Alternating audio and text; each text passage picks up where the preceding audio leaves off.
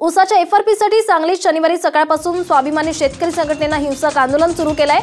वाळवा तालुक्यातील कृष्णा सहकारी साखर कारखाना आणि गोगाव इथल्या क्रांती साखर कारखान्यांच्या कार्यालयांना पेटवून देण्यात आलं। एक रकमी एफआरपीसाठी स्वाभिमानी शेतकरी संघटनेनं साखर कारखान्यांच्या कार्यालयावर हल्लाबोल सुरू केलाय।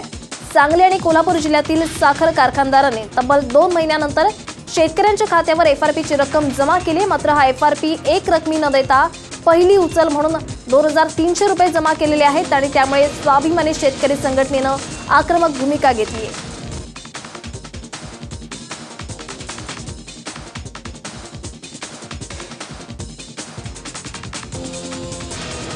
महिने उलटले तरी सुद्धा अद्याप एकाही साखर कारखान्यानं एक रकमी एफआरपी दिलेली नाही।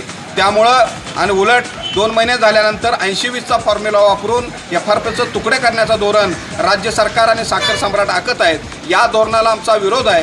शेतकऱ्यांना एक रकमीच एफआरपी मिळाली पाहिजे, त्याशिवाय आमचा संघर्ष थांबणार नाही।